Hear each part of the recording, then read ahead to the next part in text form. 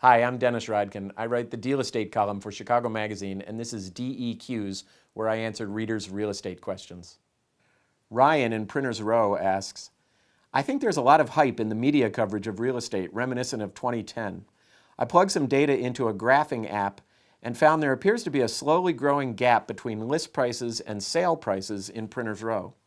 The data isn't perfect, so I couldn't establish an exact percentage, but for me a pattern pops out. There seems to be hope going around. What do you think? Is there too much optimism? Thanks for the data you sent along with your question, Ryan. I'll get to that in a minute. But first I want to say, yes, I think there is a danger of too much optimism.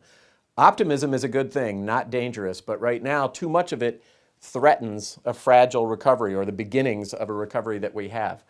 I think the reason people are getting optimistic is that it's where we'd like to be, is looking up. We've had 6 years of down news, and we'd really like to get back to something better. There is good news, some good news in the Chicago market, much more in the national market. In Chicago, the Chicago area, we've had bidding wars, we have increased demand, we have homes selling in many places faster than they were before. Prices are up in some areas, not all areas.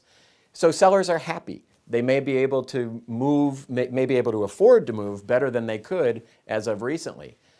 So they've become optimistic. The danger is in overdoing that optimism, which is what your chart seems to demonstrate in Printers Row. Or maybe it does.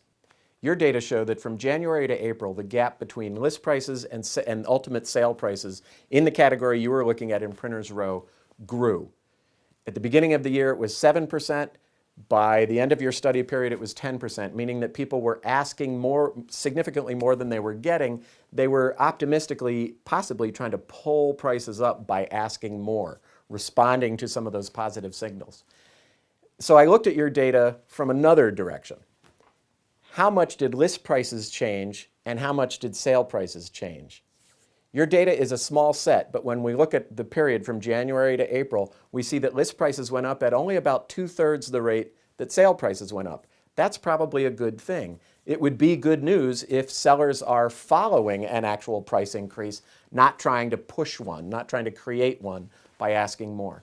I looked at 8 zip codes around the Chicago area, sort of a representative group across the map. And in 5 of those, list prices went up more than sale prices did, in some places considerably more.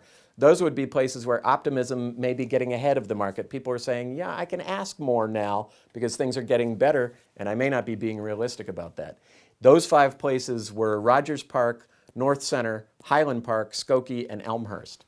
The other 3 that I looked at were places where list prices turned out to have gone up less than sale prices did, or list prices actually went down regardless of what sale prices were doing. These would be places where it appears the optimism hasn't gotten out of hand yet. People are still following the market and trying to see what it's doing. Those 3 zip codes were in Schaumburg, the Gold Coast, and South Shore. This report of mine is not scientific. It's a sample with sample data, but what it suggests is that this impatience that we're all feeling for a better market may be rolling ahead. People may be trying to get ahead of what the market is actually doing. Thanks for your question. Send me more at dennis@rodkin.com.